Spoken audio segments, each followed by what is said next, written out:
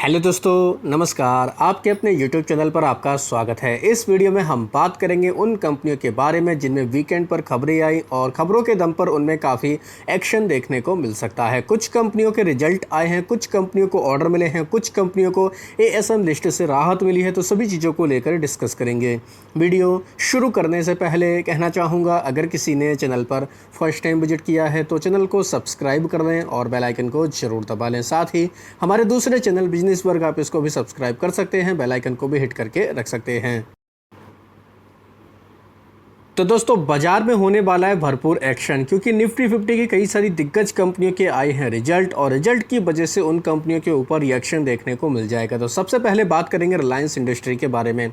इस कंपनी के Q1 के रिजल्ट है, अगर देखा जाए पैट कंपनी का अच्छा खासा 76% तक बढ़कर आते हुए देखने को मिला।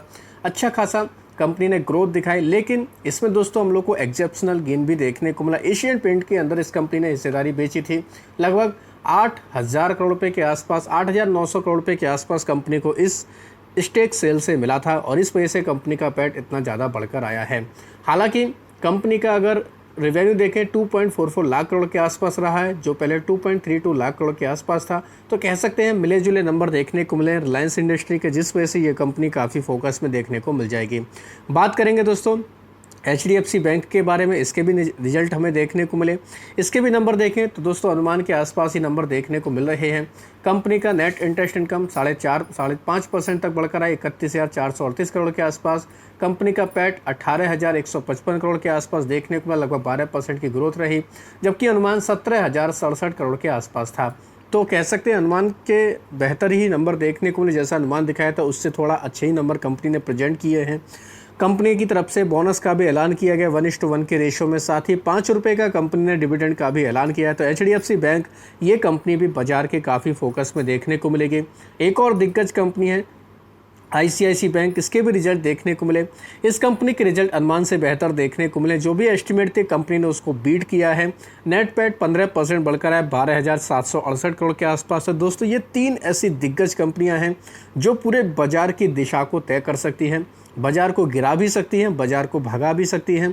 तो इन 3 कंपनियों के ऊपर तो ज़रूर आप लोग नज़र रख सकते हैं। और भी कई सारी कंपनियां जिनमें खबरें हैं, खबरों के दम पर उनमें भरपूर एक्शन रहेगा, तो आप चाहें तो उनके ऊपर भी नज़र रख सकते हैं। बात करेंगे दोस्तों, एक और कंपनी है जिसके रिजल्ट देखने को JSW स्टील।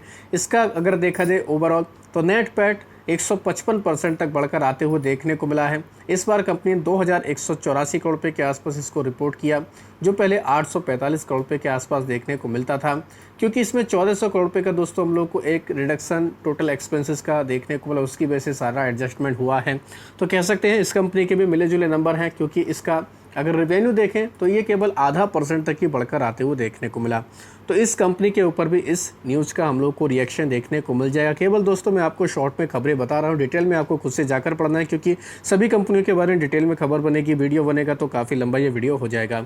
यस बैंक की बात करेंगे, इसका भी नेट प्रॉफिट 59% तक बढ़कर आया, 801 करोड़ रुपये के आसपास। हालांकि अदर इनकम की वजह से ये काफ़ी ज़्यादा बढ़कर आते हुए देखने को मिला। बाकी देखें यस बैंक का परफॉर्मेंस तो हम लोग को नॉर्मल ही देखने को मिल रहा है। नेट इंटरेस्ट इनकम 6% से 6% के आसपास बढ़कर आते हुए देखने के लिए 2,370 करोड़।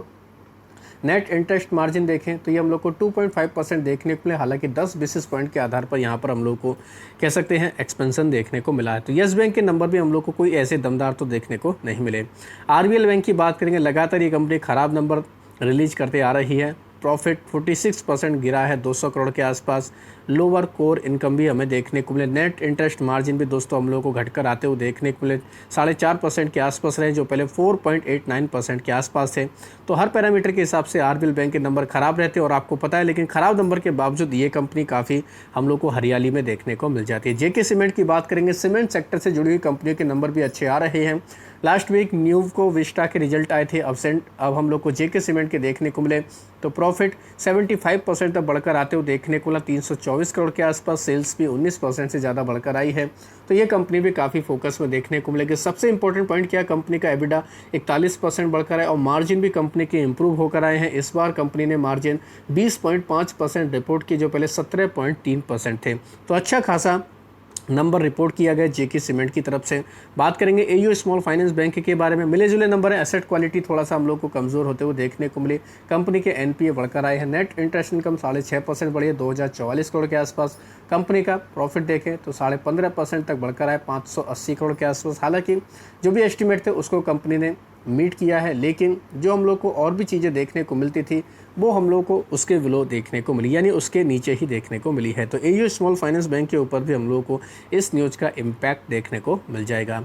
इनके अलावा बात करेंगे दोस्तों बंधन बैंक के बारे में, 65% तक कंपनी का प्रॉफिट गिर कर आया 372 करोड़, लेकिन अनुमान के आसपास है। ये ऐसा ही अनुमान मार्केट लगाकर बैठा था। साथ ही कंपनी का और भी पैरामीटर देखें तो सभी हम लोग को कमज़ोर परफॉर्मेंस ही देखने को मिला। टोटल इनकम कंपनी के 6,201 करोड़ देखने को मिले, जो पहले 6,081 करोड़ के आसपास थी। बात करेंगे दोस्तों L&T फाइनेंस के बारे में, इस कंपनी के नंबर भी हम लोग को ठीक ठाक देखने को मिले, तो ये कंपनी भी काफ़ी फोकस में देखने को मिलेगी। अगर देखें रिटेल लोन बुक का स्केल देखें, ये भी काफ़ी ज़्यादा हम लोग को बढ़ता हुआ देखने को मिला, जो कहीं ना कहीं इस कंपनी के लिए एक पॉजिटिव बात है। इंडिया मार्ट की बात करेंगे, इस कंपनी के भी ठीक ठाक नंबर आए हैं, तो ये कंपनी भी काफ़ी फोकस में रहेगी। कंपनी का पैट देखें 35% तक बढ़कर आया है 154 करोड़ के आसपास। रेवेन्यू में 12.5% के आसपास की ग्रोथ है। एबिटा 55% तक बढ़कर आया है। तो कह सकते हैं सभी पैरामीटर पर इंडिया मार्ट ने भी ठीक ठाक परफॉर्मेंस रिपोर्ट किया है। इनके अलावा बात करेंगे MRPL, लॉस में ये कंपनी फिर से आ चुकी है। लगातार हम लोग को इसमें दिक्कतें देखने को मिलती है, तो इस कंपनी की भी बैंड बच सकती है। साथ ही मैशटेक की बात करेंगे, IT की एक छोटी कंपनी है, काफ़ी अच्छा परफॉर्मेंस इसने दिखाया है। प्रॉफिट 29% तक बढ़कर आते हुए देखने को मिला। ईयर ऑन ईयर के बेसिस पर रेवेन्यू भी 12.5% के आसपास की हम लोग को इसमें ग्रोथ देखने को मिली है, तो अच्छे नंबर है। एबिटा करीब 11% बढ़कर 137 करोड़ के आसपास। हेल्दी ऑपरेशनल मोमेंटम इस कंपनी में हमें देखने को मिला, तो कह सकते हैं अच्छे खासे नंबर हैं। 92 करोड़ का कंपनी ने पैट रिपोर्ट किया है, जो पहले हम लोग को काफ़ी कम देखने को मिलता था, तो इसके ऊपर भी चाहें तो आप नज़र रख सकते हैं। एयरकॉन इंटरनेशनल की बात करेंगे, इस कंपनी को 3 बड़े कॉन्ट्रैक्ट मिले, जिनकी वैल्यू 1870 करोड़ रुपए के आसपास की है। इनमें 2 तो हम लोग को MMRDA की तरफ से देखने को मिल रहे हैं, तो ये कंपनी भी काफ़ी फोकस में देखने को मिलेगी, तो इसके ऊपर भी आप चाहें तो नज़र रख सकते हैं। एयरकॉन में हम लोग को काफ़ी अच्छा मोमेंटम देखने को मिलने वाला है। बात करेंगे दोस्तों आरती ड्रग्स के बारे में, इस कंपनी के भी रिजल्ट आए हैं, इसके भी हम लोग को रिजल्ट अच्छे देखने को मिले। मार्जिन भी इंप्रूव होकर आए, प्रॉफिट भी 63% तक बढ़कर आते हुए देखने को मिला। केमिकल वाली कंपनियों के नंबर हम लोग को फिलहाल बेहतर आते हुए ही देखने को मिल रहे हैं।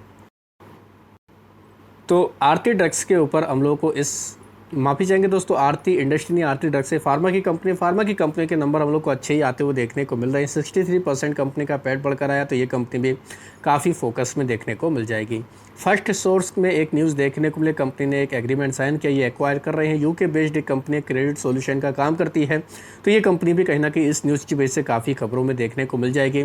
हेडसन एग्रो के रिजल्ट आए हैं, नेट प्रॉफिट 3% बढ़ा 135 करोड़ के आसपास। 6 रुपये का डिविडेंड का ऐलान किया, मिले जुले नंबर हैं, ये कंपनी भी काफ़ी फोकस में रहेगी।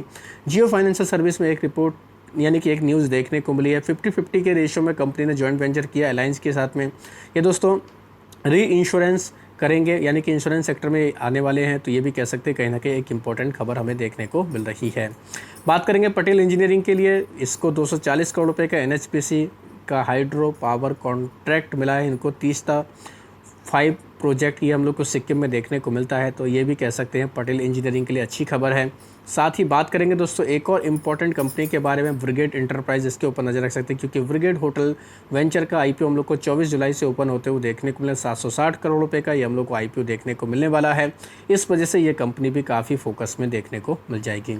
बात करेंगे दोस्तों BL कश्यप के बारे में, BL कश्यप को 157 करोड़ रुपए का एम्बेसी मान्यता बिजनेस पार्क का कॉन्ट्रैक्ट मिला है, तो ये भी कह सकते हैं कंपनी के लिए काफ़ी अच्छी खबर है। रिजल्ट का सीज़न चल रहा है, तो दोस्तों 21 जुलाई को भी कई सारी कंपनियों के रिजल्ट हमें देखने को मिल जाएंगे, तो उनके ऊपर भी आप नज़र रख सकते हैं। जैसे चॉइस इंटरनेशनल का नंबर देखने को मिले, क्रिसिल के नंबर आएंगे, डोडला डेयरी के नंबर, इटर्नल यानी जोमेटो निफ्टी 50 की कंपनी है, एवल्स इंडिया, IDBI बैंक, इसके रिजल्ट आएंगे। लेटेंट व्यू इसके ऊपर नज़र रख सकते हैं, इसके भी रिजल्ट देखने को मिलेंगे। ओवरऑल रियलिटी, पराग मिल्क, इसके भी रिजल्ट आएंगे, तो ये कंपनी काफ़ी फोकस में देखने को मिल जाएंगी। Tokyo प्लास्ट, UCO bank, UltraTech cement, ये सभी कंपनियां काफ़ी ज़्यादा बाजार के रडार पर रहने वाली है, तो आप चाहें इनके ऊपर भी नज़र रख सकते हैं।